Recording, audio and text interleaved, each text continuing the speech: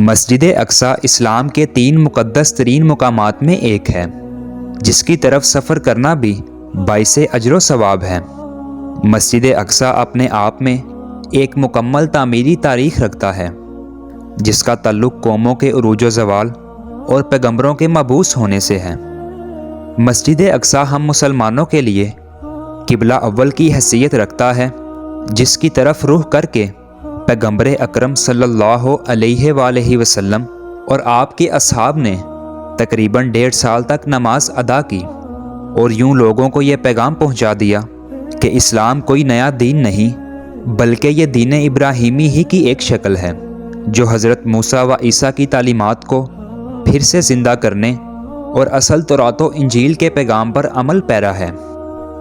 واقعہ معراج اس بات کی دلیل تھی کہ القدس سے اسلام کا کتنا گہرا تعلق ہے۔ نیز نبی اکرم صلی اللہ علیہ وآلہ وسلم کا تمام انبیاء کرام کی امامت کروانا ایک غیر معمولی واقعہ تھا۔ غرض یہ کہ یروشلم اسلام و عیسائیت اور یہودیت تینوں مذاہب کے نزدیک مقدس ترین مقام ہے۔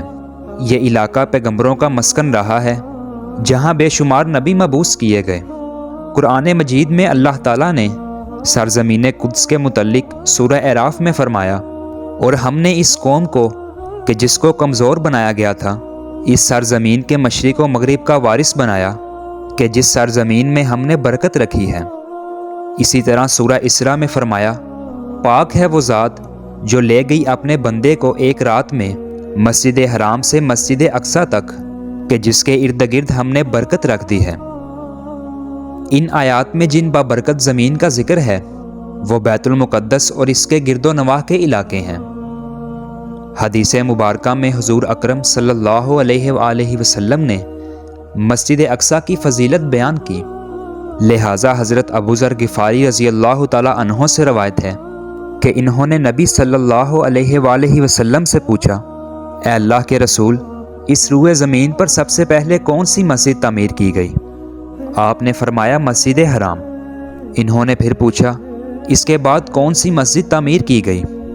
آپ نے فرمایا مسجد اقصی۔ حضرت ابو ذر غفاری نے پوچھا، ان دونوں کے تعمیر کے دوران کل کتنا وقفہ ہے؟ آپ نے فرمایا 40 سال کا۔ علماء اور مفسرین کی ایک جماعت کے نزدیک مسجد اقصی سب سے پہلے خود حضرت آدم علیہ السلام نے تعمیر کی تھی، اور بعد میں حضرت ابراہیم علیہ السلام نے اسے دوبارہ تعمیر کروایا۔ روایات کے مطابق اللہ تعالیٰ نے حضرت جبریل علیہ السلام کو خصوصی طور پر حضرت آدم علیہ السلام کی طرف بھیجا اور حکم دیا کہ مسجد حرام اور مسجد اقصی کی تعمیر کریں۔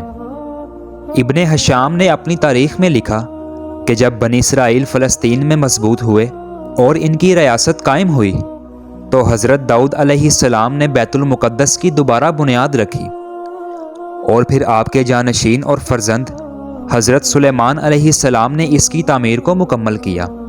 غرض یہ کہ احادیث اور تاریخی روایتوں سے یہ پتہ چلتا ہے کہ بیت المقدس کئی مرحلوں اور ادوار میں بار بار تعمیر کی گئی، نیز اس کی تجدید کئی پیغمبروں نے کیا۔ مسجد اقصی کی مکمل تعمیر حضرت سلیمان علیہ السلام کے دور میں ہوئی، جس کی تائید نہ صرف اسلامی بلکہ اسرائیلی روایتوں سے بھی ملتی ہے۔ سلیمان علیہ السلام اللہ کے جلیل القدر پیغمبر تھے، جن کی سلطنت مشرق سے مغرب تک تھی، اور انسانوں کے ساتھ چرند و پرند، جانور، حیوانات اور جنات پر بھی آپ نے حکومت کی تھی۔ جنات آپ کے تابع اور فرما بردار تھے۔ اللہ نے جنات کو آپ کے تابع کر دیا تھا، جو حکومتی امور میں سلیمان علیہ السلام کے حکم کی تعمیل کیا کرتے اور بڑے بڑے کام سر انجام دیتے۔ لہٰذا مسجد اقصی کی تعمیری کام میں حضرت سلیمان علیہ السلام نے جناتوں کو بھی لگایا تھا۔ اس مسجد کی تعمیر آپ کے بادشاہ بننے کے بعد ہی شروع ہو گئی۔ تقریباً 40 سالوں میں مسجد کی تعمیر مکمل کی گئی۔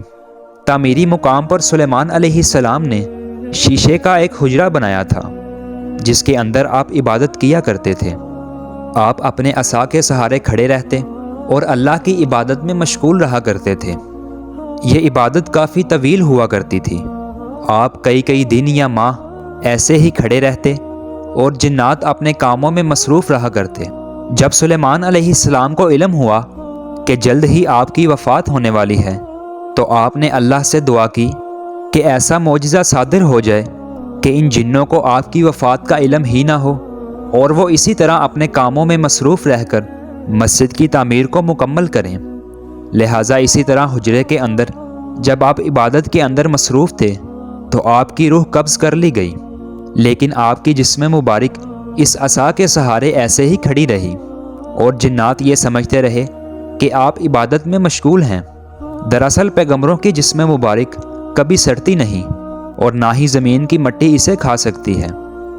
اس روئے زمین پر جتنے بھی نبی بھیجے گئے، آج بھی ان کے جسم قبروں میں صحیح و سالم موجود ہیں اور غیبی طور سے انہیں رزق ملتا ہے۔ لہٰذا سلیمان علیہ السلام وفات کے کئی سالوں بعد تک عصا کے سہارے اسی مقام پر کھڑے رہے۔ آخرکار جب اس عصا کو دیمک کھانے لگی اور وہ لاٹھی کمزور ہو گئی تو سلیمان علیہ السلام کی مبارک جسم زمین کی طرف جھکنے لگی۔ تب جناتوں کو یہ علم ہوا کہ سلیمان علیہ السلام کی وفات ہو چکی ہے۔ اس واقعہ کو اللہ نے سورہ سبا میں یوں ارشاد فرمایا، پھر جب ہم نے ان پر موت کا حکم بھیجا تو جنوں کو ان کی موت کا علم نہ ہوا، مگر زمین کی دیمک ان کی عصا کھاتی رہی، اور جب سلیمان علیہ السلام زمین پر آئے تو جنوں پر وہ حقیقت کھل گئی۔ اگر وہ غیب جانتے تو اس خاری کی عذاب میں نہ ہوتے۔